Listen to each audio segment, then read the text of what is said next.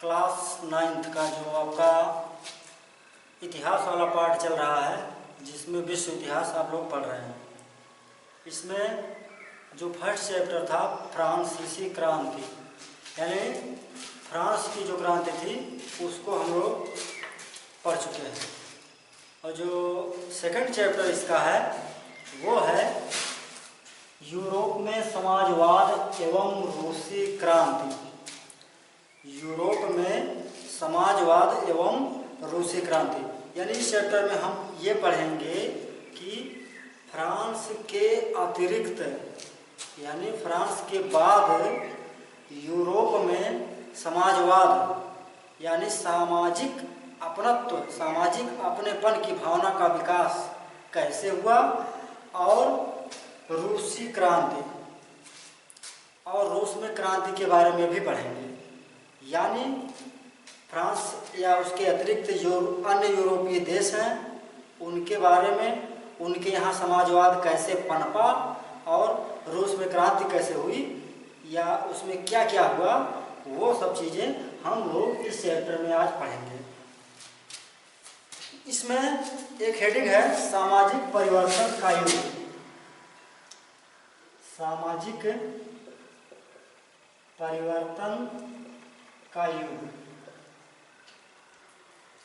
एक युग, एक समय, एक ऐसा टाइम जब समाज में परिवर्तन होता है। पिछले ही पार्ट में आप पढ़े हैं कि फ्रांस में किस तरह से समाज कई स्टेट्स में, 3 स्टेट्स में बटा हुआ था, फर्स्ट, सेकंड और थर्ड, जिसमें पूरा जो आर्थिक नियंत्रण था, अर्थव्यवस्था पर जो स्वामित्व था, समाज में सर्वोच्च स्थान जो था, ये सभी या तो कुलीनों के पास था या फिर चर्च के पादरी वर्ग के पास था। फिर पढ़े लिखे लोग, मध्यम वर्ग वाले लोग जागरूक हुए, शिक्षित हुए, तब उन्हें समझ में आया कि हमारे साथ क्या किया जा रहा है, या गरीबों से टैक्स क्यों लिया जा रहा है, गरीबों को समाज में कोई स्थान नहीं दिया जा रहा है, गरीबों को वोट नहीं देने दिया जा रहा है, और गरीबों के पास भूमि भी नहीं है। यानी सब तरह से भूमि का मालिक, आर्थिक क्रियाकलाप का, फैक्ट्रियों का, सभी तरह का जो स्वामित्व वाली बात थी वो चर्च या कुलीन वर्ग के लोगों यानी बड़े लोगों के पास थे, जिनके पास पैसे थे, और जो गरीब थे वो कुछ भी नहीं थे। तो जब शिक्षित वर्ग का उदय हुआ, ये समझा कि किस तरह से हमको दबाया जा रहा है, तो धीरे धीरे इन्होंने अन्य लोगों को जागरूक किया और वहाँ पे क्रांति किया। क्रांति करने के बाद समाज में परिवर्तन लाया। तो अब हम लोग देखते हैं यूरोप में सामाजिक परिवर्तन, यानी कि फ्रांस के अतिरिक्त अन्य जगहों पर देखेंगे हम लोग। तो यहाँ पे यूरोप में 3 टाइप के लोग रहते थे। एक थे उदारवादी और एक था रेडिकल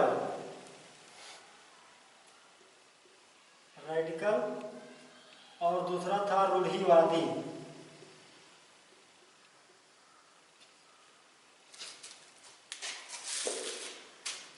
जो उदारवादी सोच वाले लोग थे, यानी कि जो उदार थे, ये वो लोग थे जो ये चाहते थे कि ऐसा राष्ट्र बने, ऐसा देश बने, ऐसा राष्ट्र बने, ऐसी व्यवस्था बने जिसमें सभी धर्मों के मानने वाले लोगों को बराबर का सम्मान मिले। वहाँ क्या था, जो चर्च की व्यवस्था थी, वहाँ प्रोटेस्टेंट और कैथोलिक 2 टाइप के धर्म थे, दोनों ही ईसाई थे।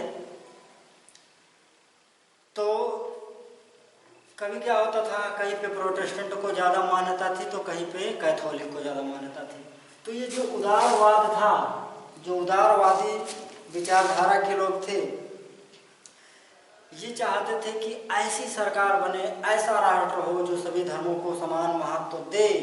इसके अतिरिक्त जो वंश आधारित सत्ता थी, वंश आधारित का मतलब एक राजा हुआ, अगला राजा उसका पुत्र हुआ, अगला राजा उसका पुत्र हुआ, इस तरह से वंश पीढ़ी दर पीढ़ी राजा बनते जाते थे। तो उदारवाद लोग, उदारवादी विचारधारा वाले लोग ये भी चाहते थे कि जो राजा हो, जो सर्वोच्च मालिक वाला पद है, ये वंश पे आधारित ना हो। यानी एक तो ये चाहते थे कि सभी धर्मों को समान अधिकार मिले, और जो राजसी पद है ये वंश आधारित ना हो। इसके अलावा ये जो इन शासकों की एक सत्ता अनियंत्रित होती थी, ये वंश के आधार पर सत्ता है तो जाहिर सी बात है उस पर कोई नियंत्रण नहीं होगा। जब राजा का लड़का ही राजा बन रहा है तो वो कभी कभी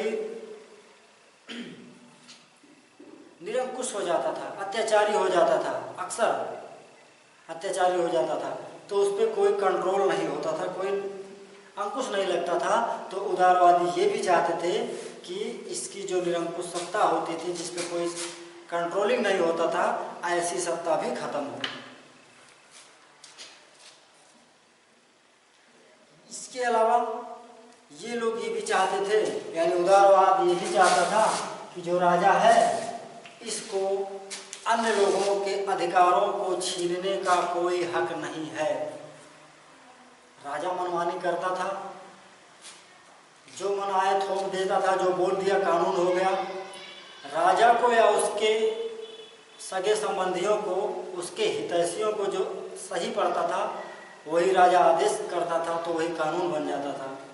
तो उदारवादी नेता, उदारवादी विचारधारा को मानने वाले लोग यही चाहते थे कि राजा हमारे अधिकारों को नहीं रोक सकता, या हमारे अधिकारों को रोकने का उसको कोई हक नहीं है।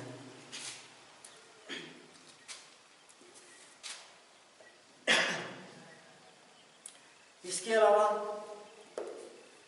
न्यायपालिका का भी ये समर्थन करते हैं उदारवादी कि ऐसी न्याय व्यवस्था हो जो सबके ऊपर काम करे, यानी कोई सताया ना जाए। इसके बाद इसको देखते हैं, रेडिकल। इसका तो अर्थ ये भी है कि परिवर्तनवादी। रेडिकल में होता है परिवर्तनवादी। ये लोग पूर्ण रूप से परिवर्तन चाहते थे, समाज में सब कुछ बदल देना चाहते थे, पुरानी व्यवस्था एकदम खत्म कर देना चाहते थे। और इनका ये विचार था कि ऐसी शासन व्यवस्था हो जो बहुमत पर आधारित हो, यानी अधिक से अधिक लोगों का जो मत हो, अधिक से अधिक लोगों का जो विचार हो, उसी अनुसार शासन प्रशासन चले, उसी अनुसार राजा का कार्य हो, या कोई भी शासन सत्ता करे, कोई भी मालिक बने, लेकिन वो बहुमत पर हो। कुछ थोड़े लोगों के द्वारा चुनी गई सरकार ना हो, कुछ अमीर लखपति लोगों के द्वारा चुनी गई सरकार ना हो, बल्कि चाहे गरीब हो या अमीर हो, सभी लोगों का मत लिया जाए, उसमें ज़्यादा लोग जिसको पसंद करें वही जो है शासन प्रशासन चलाए।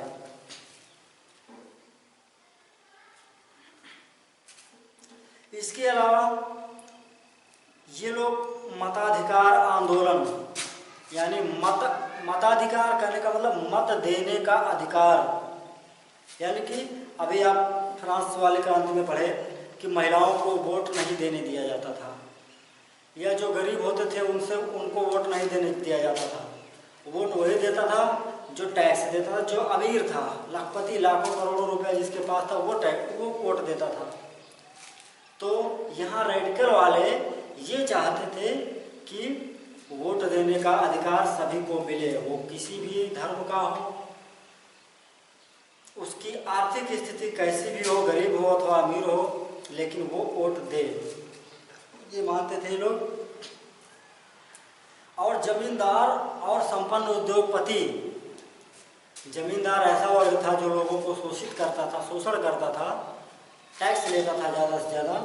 और उद्योगपति का मतलब जो उद्योग धंधे फैक्ट्रियाँ लगाते थे, ज़्यादा से ज़्यादा मुनाफा कमाते थे, काम करता था गरीब, पैसा ज़्यादा ये लोग कमाते थे।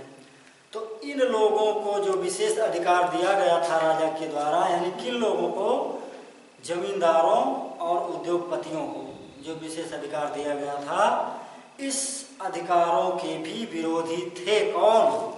ये रेडिकल वाले, यानी कि परिवर्तनवादी लोग, इनके भी विरोधी थे। अब देखते हैं तीसरा जो था रूढ़िवादी। एक शब्द रूढ़ी, रूढ़ि का मतलब प्राचीन या पुरानी परंपराएं या पुरानी मान्यताएं। ये लोग इन दोनों के खिलाफ थे। ये नहीं चाहते थे कोई परिवर्तन हो। ये चाहते थे यदि परिवर्तन, पहली बात तो परिवर्तन ना हो, जो है सब सही है, परंपरा से चली आ रही है, दादा बाबा के ज़माने से चली आ रही है, तो ये चले, ऐसा चाहते थे ये लोग। लेकिन यदि कहीं पे परिवर्तन चाहते भी थे तो बहुत थोड़ा करके परिवर्तन चाहते थे, यानी कि अचानक ही अकस्मात ही बदलाव ना हो जाए, इस तरह से लोग चाहते थे। इनका विचार ये था कि जो हमारा अतीत है, जो हमारा बीता हुआ काल है, उसको पूरी तरह से ठुकराया ना जाए, उसका भी सम्मान किया जाए। फिर हेडिंग आता है औद्योगिक समाज और सामाजिक परिवर्तन।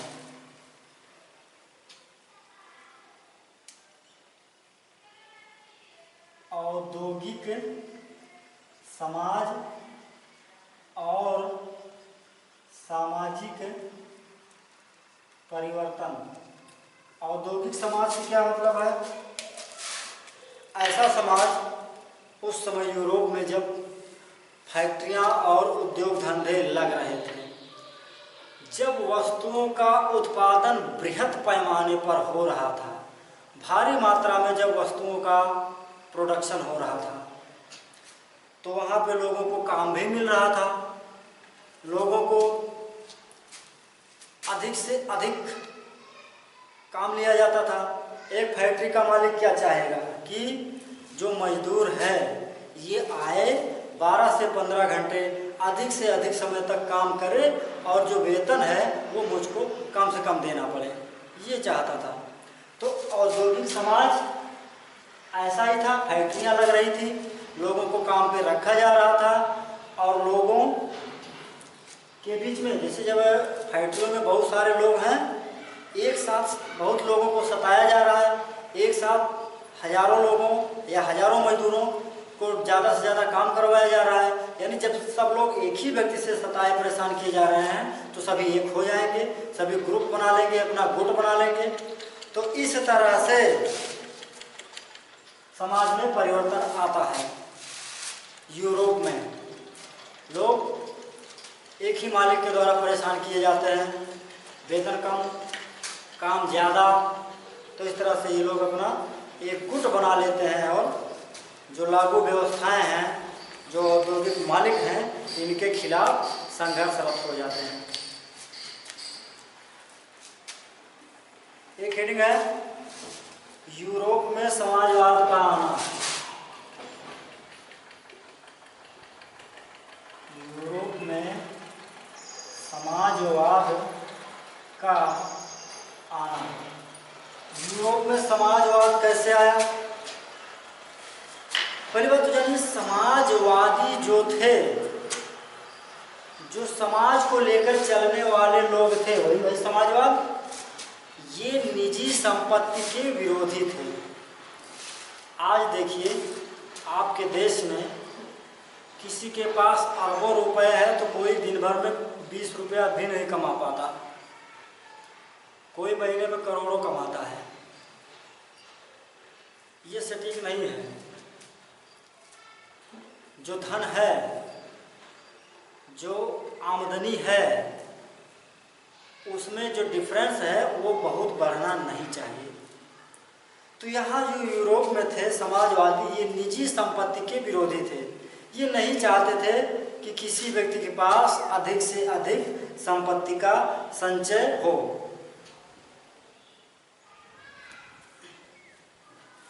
इनका मानना था कि जो समस्याएं हैं समाज में, जितनी भी बुराइयां, कुरीतियां, समस्याएं हैं, सब निजी संपत्ति के नाते ही हैं।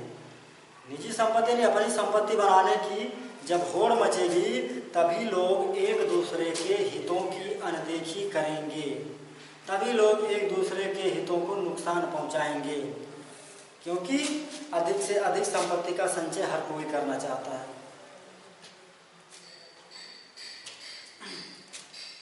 इसके बाद एक विचारक थे, उनका नाम था कार्ल मार्क्स।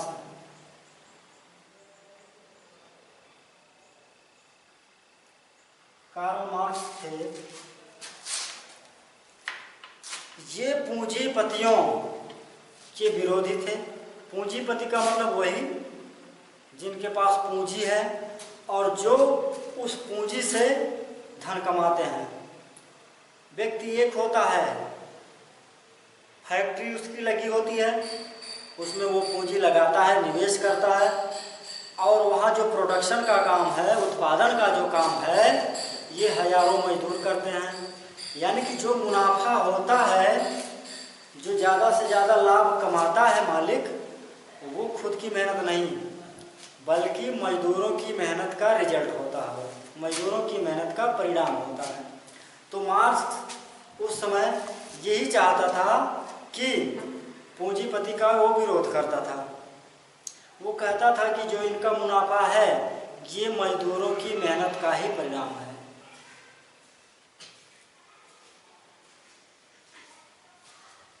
और ये चाहता था कि जो निजी संपत्ति है, यानी पूंजीपतियों की जो निजी संपत्ति है, इसकी अवधारणा को, इसके विचार को उखाड़ फेंकना चाहिए। यानी निजी संपत्तियों का संचय कहीं पर किसी के पास होना नहीं चाहिए। फिर हेडिंग बनती है समाजवाद के लिए समर्थन।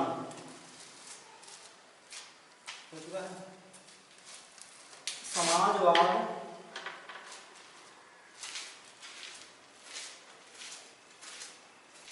के लिए समर्थन। बाजार में पुस्तकें उपलब्ध हैं, आप इनको खरीद लें तो एक बार यहाँ पढ़ें, खुद पढ़ें, जो ना समझ में आए फिर पूछें, या स्कूल जब खुलेगा तो उसको फिर समझा दिया जाएगा। कहने का मतलब ये भारत का नहीं, विश्व का इतिहास चल रहा है। जो बातें आप सुन रहे हैं, देख रहे हैं, समझ रहे हैं, मुझे लगता है ये पहली बार आप समझ रहे हैं। तो विदेशी राजनीति है, ये विदेशी इतिहास है, यूरोप का इतिहास है, विश्व इतिहास है। तो एक बार में आपको समझने में थोड़ा कठिनाई होगी। तो अपेक्षा यही है कि आप लोग किताबें खरीद लें, उसको पढ़ें, क्योंकि कई बार इसको पढ़ेंगे तभी अच्छे से समझ में आएगा। समाजवाद के लिए समर्थन। कौन समाजवाद के लिए समर्थन दिया, इसके बारे में आपको बताते हैं।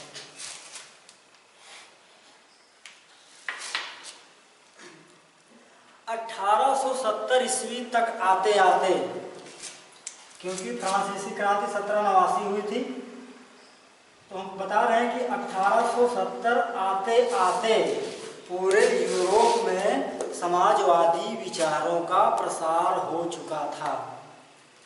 यानी पूरा यूरोप या पूरे यूरोप की जनता ये समझने लगी थी कि समाजवाद सही विचारधारा है। ऐसी सरकार बने जो सबके सहमति पे आधारित हो, निजी संपत्ति किसी के पास ना हो, वोट सब दें, सबको समाज में समान अधिकार मिले। यानी कि ये वाला विचार 1870 ईस्वी तक आते आते समस्त यूरोप में प्रचलित हो चुका था, फैल चुका था। इंग्लैंड और जर्मनी यहाँ के मजदूर अपने हितों को बनाए रखने के लिए, अपने जीवन और अपनी कार्य स्थितियों में सुधार लाने के लिए ये लोग अपगुटों में बंटने लगे थे। अपना एक संगठन बनाना स्टार्ट कर दिए थे लोग।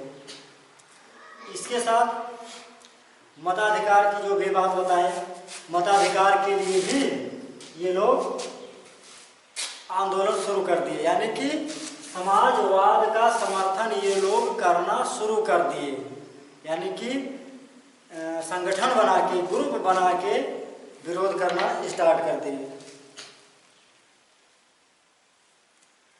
इसी क्रम में 1905 ईस्वी में, 1905 ईस्वी में भारत में जब बंगाल का विभाजन हुआ था तो 1905 का ही साल था। तो उस समय यूरोप में, इंग्लैंड में, यानी कि जहाँ पे अंग्रेज लोग थे, यहाँ पे लेबर पार्टी,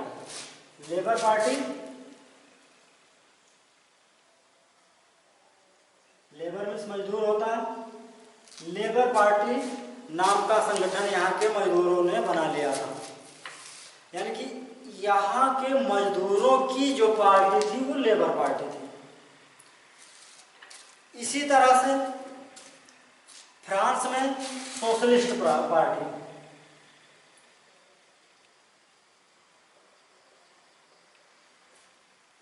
इंग्लैंड में लेबर पार्टी, फ्रांस में सोशलिस्ट पार्टी, इसी तरह से अदर जो देश थे यूरोप के, वहाँ भी पार्टियां बना ली गई, संगठन बना लिए गए। और वो किस लिए बना लिए गए कि समाजवाद के समर्थन के लिए बना लिए गए। समाजवाद में क्या क्या आया था अभी हमने बताया कि वोट देने का अधिकार सबको मिले, सबको सम्मान मिले समाज में, सबको काम बराबर मिले, काम के घंटे ज़्यादा ना हो, वेतन सही मिले, शोषण ना हो किसी तरह से, और जो भी सरकार बने वो सबकी सहमति पर आधारित सरकार बने। तो वो समाजवाद, यानी कि ऐसे विचारधारा का समर्थन करने के लिए मजदूर वर्ग, जो निम्न वर्ग, गरीब वर्ग था, वो पार्टी और संगठन बना के विरोध करना शुरू किया। अब इसमें आता है, ये तो इस चैप्टर 2 का पहला पार्ट था। कई पार्ट मिला के एक चैप्टर बनता है यहाँ पे। जो इतिहास की किताबें हैं, आपका 9th की हो या 10th की हो, तो जो पहले पार्ट में था ये, अब जो दूसरे पार्ट में है वो है रूसी क्रांति। यूरोप में समाजवाद हो गया, अभी देखते हैं रूसी क्रांति। रूस में क्या, कैसी क्रांति, क्या क्या हुआ था।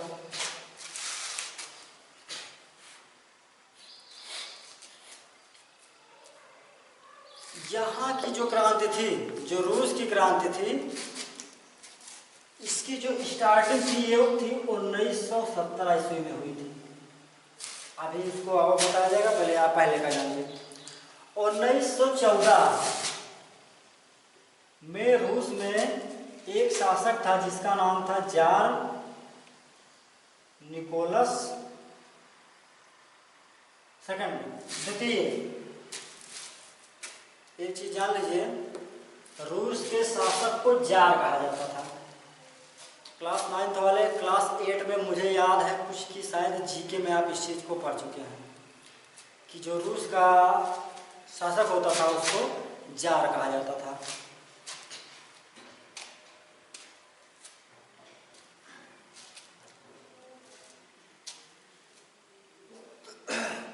तो यहाँ पे रूस में कई धर्मों के मानने वाले लोग थे, जैसे कैथोलिक एक क्रिश्चियन धर्म ही है, ये प्रोटेस्टेंट था, और एक था और देखिए मुस्लिम भी था, इसके अलावा बौद्ध भी था। यानी कि अलग अलग धर्मों के मानने वाले लोग यहाँ पे थे। दिक्कत क्या थी कि यहाँ भी जो कुछ क्रिश्चियन, यानी कि चाहे कैथोलिक या प्रोटेस्टेंट, जो क्रिश्चियन लोग थे इनका बाहुल्य था। बाहुल्य का मतलब अधिक संख्या थी। तो जिसकी ज़्यादा संख्या होगी, पहले यही था प्रचलन था कि जो ज़्यादा संख्या में रहेगा उसी के अनुसार वो चाहता था कि मेरे अनुसार ही शासन संबंधी नीति और नियम बने। कोई भी ज़्यादा रहेगा तो यही चाहेगा, लेकिन इंडिया में ऐसा नहीं है। इंडिया में जो सही संविधान है वो सभी को बराबर हक और अधिकार देता है। तो जो उस समय 1914 की स्थिति थी रूस में, जो क्रिश्चियन को मानने वाले लोग ज़्यादा थे और ये भी चाहते थे, राजा भी यही चाहता था, जार निकोलस भी यही चाहता था कि जो नियम कानून बने वो ज़्यादातर क्रिश्चियनों को फायदा पहुंचाने वाले हों, या जब बहुसंख्यक लोगों का फायदा होगा और अल्पसंख्यक जो कम संख्या में लोग रहेंगे तो उनके ऊपर कुछ नियम थोपे जाएंगे। जब किसी के ऊपर नियम थोपा जाएगा तो विरोध किया करते हैं। जैसे विद्यालय में आपके ऊपर कोई नियम लग गया तो आप विरोध करने खड़े हो जाते हैं। तो ऐसे ही था वहाँ पे। इतना तो हो गया। अब अर्थव्यवस्था और समाज, हेडिंग है अर्थव्यवस्था और समाज। रूस की अर्थव्यवस्था, रूस का समाज, यानी रूस की अर्थव्यवस्था कैसी थी उस समय, रूसी क्रांति के टाइम में वहाँ की अर्थव्यवस्था कैसी थी। तो यहाँ की जैसे इंडिया है, यहाँ की अधिकांश जनसंख्या खेती करती है, तो वहाँ उस टाइम यानी 1917 या 1914 के टाइम 85% जो जनता थी वो कृषि करती थी, खेती के काम में लगी रहती थी। लेकिन जो फ्रांस जर्मनी थे, इनके यहाँ 40-50% लोग ही खेती करते थे। तो यहाँ आप देख सकते हैं कि रूस की बहुसंख्यक जनता क्या करती थी, फैक्ट्री में लगी थी या खेती करती थी।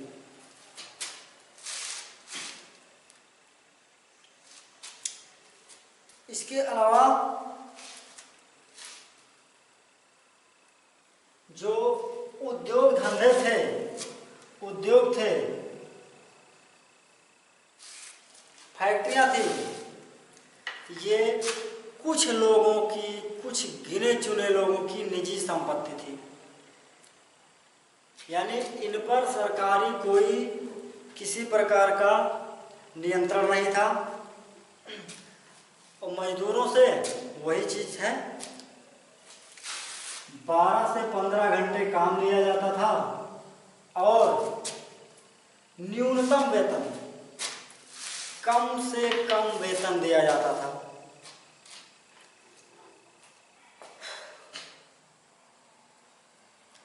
किंतु यहाँ पे अभी देखा जाए तो जो महिलाएं थीं, इनकी भी संख्या पुरुषों की संख्या के लगभग 31% थी, 31% थी, 31% थी। अब देखिए 1/3 लगभग महिलाओं की संख्या भी थी फैक्ट्रियों में काम करने वाली। लेकिन जो वेतन था, ये वेतन महिलाओं को पुरुषों की अपेक्षा आधा या उससे भी कम दिया जाता था। काम बराबर लिया जाता था, काम के घंटों में कोई कोताही नहीं थी, लेकिन वेतन महिलाओं को कम दिया जाता था। तो जाहिर सी बात है, क्रांति होना तय है, विवाद होना तय है। तो जब सभी लोग एक ही व्यक्ति से सताए कुचले हुए हैं तो जाहिर सी बात है ये लोग आपस में लामबंद हो जाएंगे, आपस में संगठन के रूप में आ जाएंगे। तो इस तरह से लोगों ने संगठन बनाकर, अपना समूह बनाकर राजा का या निकोजार का या फैक्ट्री मालिकों का विरोध करना शुरू कर दिया। और विरोध हड़ताल करके, फैक्ट्री में काम करने नहीं जाएंगे, हड़ताल कर देंगे, तो इस तरह से विरोध किया जाता था। और इस समय रूस के जो किसान थे, रूस का जो किसान था, रूसी जो समाज था, ये चाहता था कि जो जमीनें हैं जमींदारों के पास, जो कुछ लोगों के पास जमीनें ढेर सारी हैं, उनको छीन लिया जाए और गरीबों में बांट दिया जाए। ये भी चाहते थे गरीब लोग, मजदूर लोग।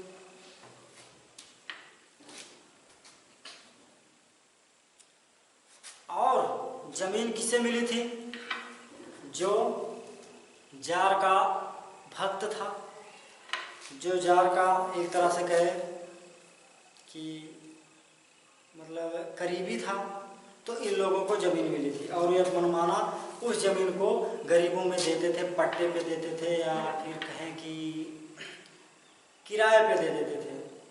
तो इसके बदले में मजदूर वर्ग यही चाहता था कि इनकी ज़मीन ले ली जाए और गरीबों में बांट दी जाए।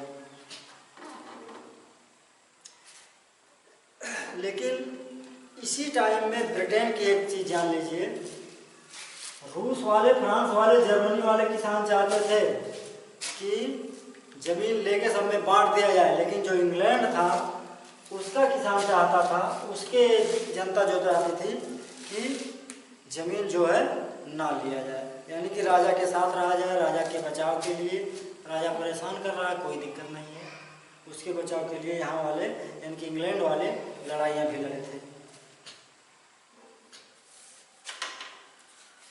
फिर आता है, हेडिंग है 1905 की क्रांति।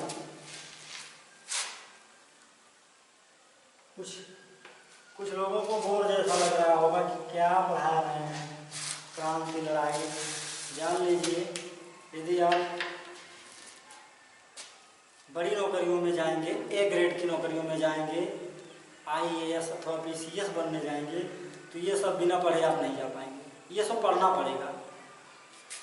तो अभी समझ में नहीं आ रहा तो क्यों ना इसको अभी समझ लो, बुक खरीद लो, उसको पढ़ो, यहाँ पढ़ो, स्कूल में पढ़ो, जो वीडियो जा रहा है जितना समझ में आए इससे पढ़ो। तो अभी से अगर ये सेट हो जाएगा, दिमाग में फिक्स हो जाएगा, तो आगे कम पढ़ना पड़ेगा। ऐसा भी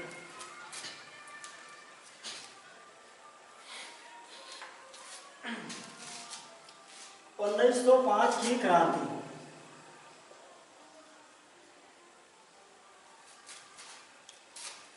रूस एक निरंकुश राजशाही था। निरंकुश यानी निरअंकुश, जिस पे कोई अंकुश ना हो, विदाउट कंट्रोल, जिस पर कोई कंट्रोल ना हो।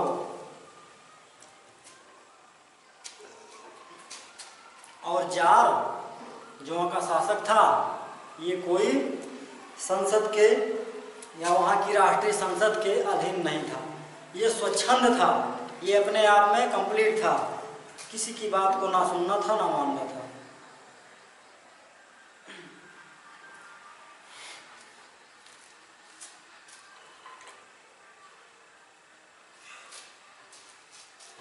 यहाँ पे कुछ लोगों के द्वारा जो जार का महल था उसको विंटर पैलेस बोला जाता है। यहाँ पे कुछ लोग आंदोलन करते हुए जुलूस निकाल के जा रहे थे, इसके सामने धरना देने या जार के महल के सामने प्रदर्शन करने। जैसे यहाँ के लोग जो प्रदर्शन करने जाते हैं, लखनऊ चले जाते हैं या फिर अकबरपुर कलेक्ट्रेट के पास चले जाते हैं, दिल्ली चले जाते हैं धरना प्रदर्शन करने के लिए। ऐसे ही जार के महल के सामने कुछ जनता, कुछ लोग आंदोलन या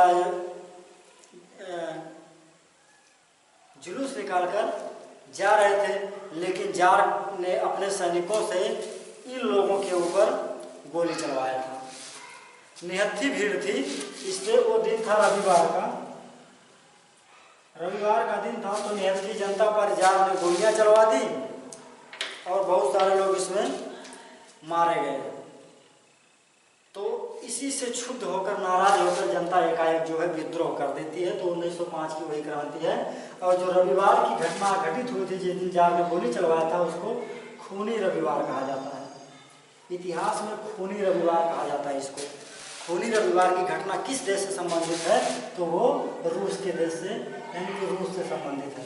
खूनी रविवार की घटना कहाँ घटित हुई? तो रूस में घटित हुई थी। कब घटित हुई थी? 1905 ईस्वी में। इसके विरोध में तमाम जो वकील, डॉक्टर, इंजीनियर, अदर जो दूसरे कामगार थे, इन्होंने संगठन बनाना शुरू कर दिया और विद्रोह करना शुरू कर दिया।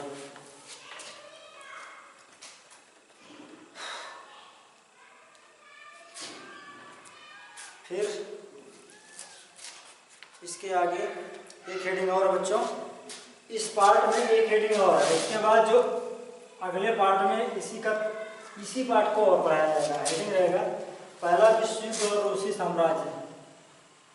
पहला विश्व युद्ध और रूसी साम्राज्य।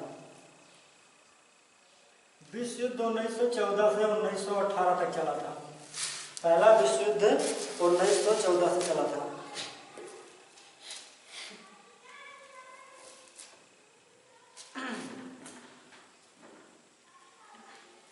यहां ध्यान दीजिए, इस टाइम जो जार था, रूस का जो शासक था, उसकी पत्नी एक सन्यासी था, उसका नाम था रासपुटिन। इससे बहुत प्रभावित थी, यानी इसके वश में ये थी। ये एक धूर्त किस्म का व्यक्ति था और जैसा वो चाहता था वैसा इस पे दबाव बनाता था और ये जार से वही आदेश पारित करवाती थी।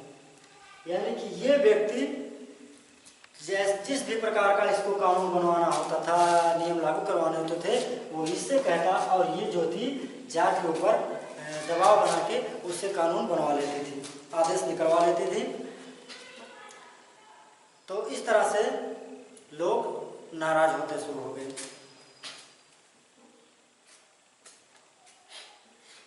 और विश्व युद्ध की बात करें तो शुरू में रूस की जनता ने जार का या रूस का साथ दिया, जार का शासन दिया कि चलो विश्व युद्ध लड़ रहे हो लड़ो।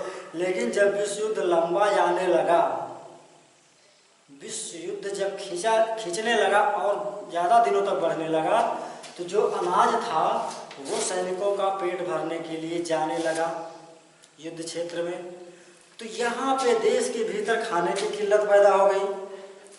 इसके अलावा जो जार था, ये जो वहाँ की संसद थी जिसको कि ड्यूमा कहा जाता है, ड्यूमा आप लोग जीके में पढ़ चुके हैं क्लास 8 में, रूस की संसद ड्यूमा में जाना या वहाँ ड्यूमा में जो सदस्य थे उनसे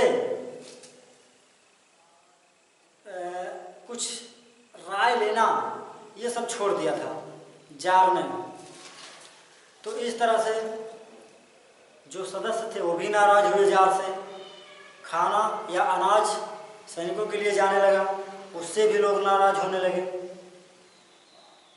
इसके अलावा जो जार की पत्नी थी ये जर्मन मूल की थी, जर्मन मूल की थी, यानी कि इसका जो मूल स्थान था, इसके जो पुरखे थे, इसके जो वंशज थे वो जर्मनी से थे। तो जर्मनी से रूस और जर्मनी की शत्रुता थी, तो इससे भी जो जनता थी यहाँ की रूस की, ये भी जार से या महारानी से जलती थी, उससे नाराज थी। तो इसके अलावा जो अच्छी सेहत जिनकी थी, रूस के समाज में जिनकी अच्छी सेहत थी, इन लोगों को लड़ाई के मोर्चे पर पकड़ पकड़ के भेजा जाने लगा। इससे भी रूस जनता नाराज हो गई और इससे भी लोग जार के खिलाफ हो गए। तो बस इस वीडियो में इतना रहेगा। नेक्स्ट वीडियो में इससे आगे हम लोग बढ़ेंगे। थैंक यू, पढ़ते रहिए।